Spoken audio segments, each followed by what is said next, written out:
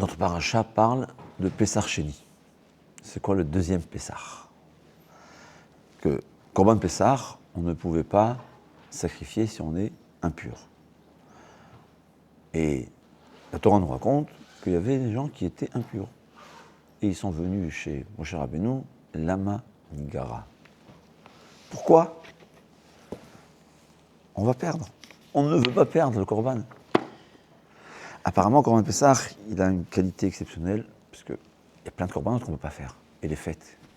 C'est pas écrit là-bas.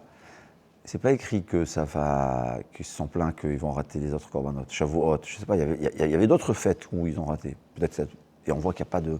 Et en vérité, il n'y a pas de rattrapage. Que le Korban Pessah. Apparemment, le Korban Pessah, c'est quelque chose de spécial. On voit que c'est. Le Korban Pessah, c'est. Je sais pas, ça nous lie à Kadosh Baruch Hu. C'est le Korban qu'on fait le jour où on est né. Je dis toujours. Pessah, c'est la naissance du peuple juif. Shavuot, c'est là où on s'est converti au judaïsme. Et moi, on appelle ça Pessah, le fiançailles, Shavuot, le mariage. Alors, la manigara, ça me demandez-vous. Moshe Rabbeinu, il demande à Kadosh Baruch Hu, que Baruch Hu dit, on va leur donner une séance de rattrapage. Incroyable. Et là, on apprend quelque chose. On apprend que rien ne peut être donné si on ne demande pas, si on ne veut pas. C'est, dans le judaïsme, c'est l'importance de la volonté. J'étais dans une école, j'aurais demandé en classe, demande chacun, qu'est-ce que tu veux être dans le futur? Chacun est dans, c'est très intéressant, il n'y a pas de réponse les mêmes. Un, il me dit, je veux être quelqu'un de bien. Un, il me dit, je veux l'argent. Un, il me dit, je sais pas. Je sais pas. Et apparemment, s'il n'y avait pas une demande, Hachem n'aurait pas donné cet ordre-là, qu'il y ait une possibilité de rattrapage. Le fait qu'il y a eu un petit groupe de juifs qui ont dit à Hachem, on ne veut pas rater cette mitzvah. On ne veut pas la rater. Hachem, il nous donne la possibilité de la faire à nouveau. C'est l'importance de vouloir quelque chose. Mais en vérité, c'est beaucoup plus important. J'essaie de revoir le pasouk.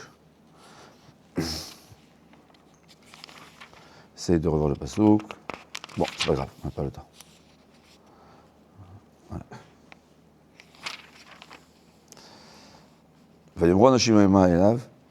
Lama Nigara. Pourquoi serions-nous privés d'apporter l'offrande? Mais pourquoi? C'est pas privé dans le sens, c'est une mauvaise traduction. Nagara, on ne veut pas être moins que les autres. Et ça, c'est la force de la volonté. Rav Dessler dit une chose suivante, c'est connu. Il écrit En davar ha'omed bifnei haratzon. Rien ne peut résister à la volonté de quelqu'un. Sauf, ça voit, une autre volonté. Ouais, c'est-à-dire, sauf une autre volonté.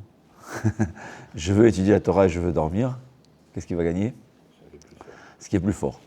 Ouais. Alors on va dire sa volonté d'étudier était toujours plus forte que de dormir, alors il dormait pas. Il ne réussissait pas à dormir. C'est comme on m'a dit, Elef a fait Avdalot, il y a des gens qui aiment lire, des gens qui aiment leur jeu. Leur volonté de s'amuser est plus forte que leur volonté de dormir. Alors ils restent réveillés. C'est ce qu'on dit que à Tidim, que tous les endroits, les boîtes et tout ça, ça veut devenir des bâtés Knesset. Parce que dans tous ces endroits, les gens restent réveillés toute la nuit. Alors ça veut dire cette force-là de rester réveillé la nuit, on va l'utiliser pour la Torah. Mais on va après, je reprends une autre chose. Le Maharsha, il dit comme ça. Le Maharsha, il dit,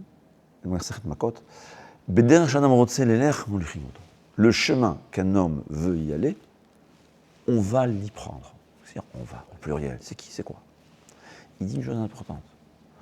Il dit quand un homme veut quelque chose, cette bonne volonté crée des anges. Et c'est ces anges-là, qui sont créés par sa bonne volonté, qui vont l'emporter, ou le porter, et l'aider à accomplir cette bonne volonté. Et on dirait qu'il veut dire que quand on parle du libre arbitre, au fait, ce qu'un homme, c'est une chose qu'il doit vouloir. C'est vouloir. C'est ça le libre arbitre. Je ne peux pas faire si je ne veux pas. Mais vouloir. Tu veux quelque chose, Hachem t'ouvre les portes. C'est la première des choses à faire. Il y a quelqu'un, qu'est-ce que tu fais? Il ne sait pas ce qu'il veut. Il va à Kippour à la Tfila parce que les Juifs y vont, je ne sais pas. Je ne sais pas pourquoi. Il vient garder Shabbat, je ne sais pas. Il fait ce qu'il vient à la synagogue. D'abord, mettons un but dans la vie. Ça, c'est quelque chose de facile à faire. Hein. Déjà, créer une bonne volonté. En étudiant du Moussard, la morale. Il y a des livres qui éveillent la volonté. On peut écouter des cours. Ça éveille une bonne volonté. Tu as une bonne volonté, ça ouvre les portes. Corban Pessar, le rattrapage de Corban Pessar, ça a été créé par la bonne volonté d'un petit groupe de juifs.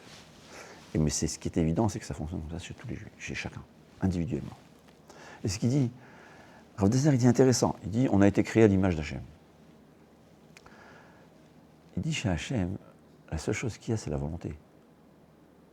Quand on dit Hachem, il a créé par la parole. Alors tout le monde comprend qu'Hachem n'a pas besoin de faire, il n'a pas de main, il n'est pas de fabriquer. Il dit par la parole, mais il dit, mais même la parole, ça n'existe pas chez Akadosh Baruch Hu. Ça, il faut savoir. Quand on dit qu'Akadosh Baruch Hu a parlé au prophète, c'est pas parler, il a communiqué. Parler, c'est une façon de communiquer.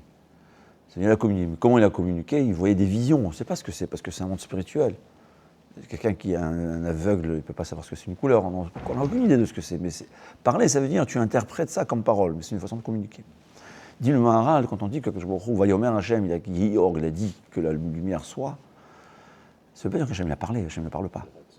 Il a voulu.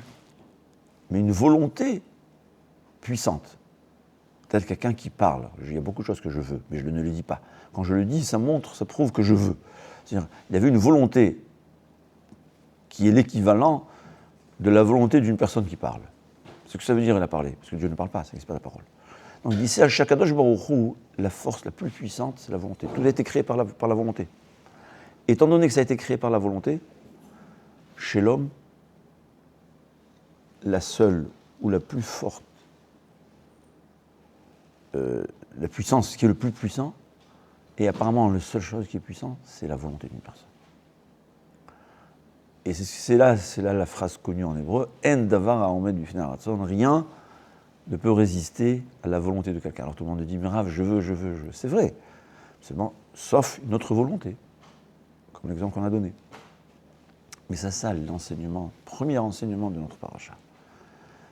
La première des choses, réfléchis. Crée une volonté. Comment je crée une volonté? En réfléchissant. Qu'est-ce que je veux être dans ma vie? Où je me trouve dans 10 ans?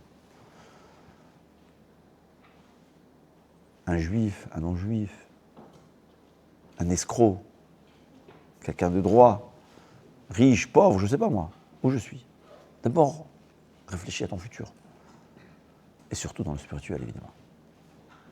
Et tu verras que après, il faudra cultiver une volonté, parce qu'il faudra que cette volonté soit plus forte. Ouais. Il y a une volonté d'être honnête et la volonté d'être riche. Comment ça va fonctionner?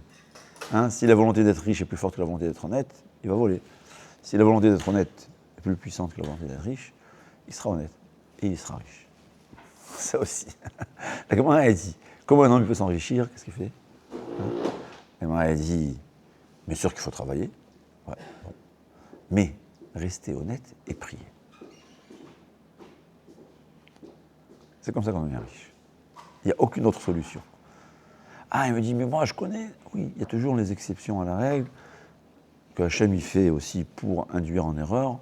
Il y a des raisons.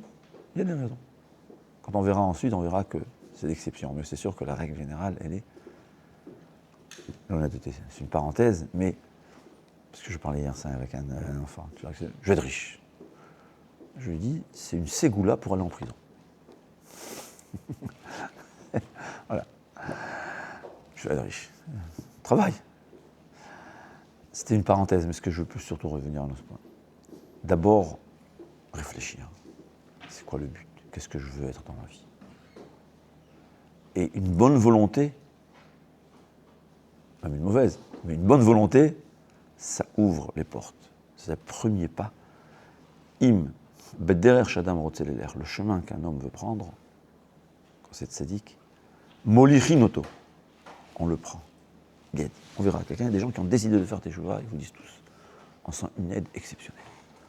En espace de quelques jours ou de quelques mois, il me dit, j'étais le Messilat Yesharim sans l'avoir étudié.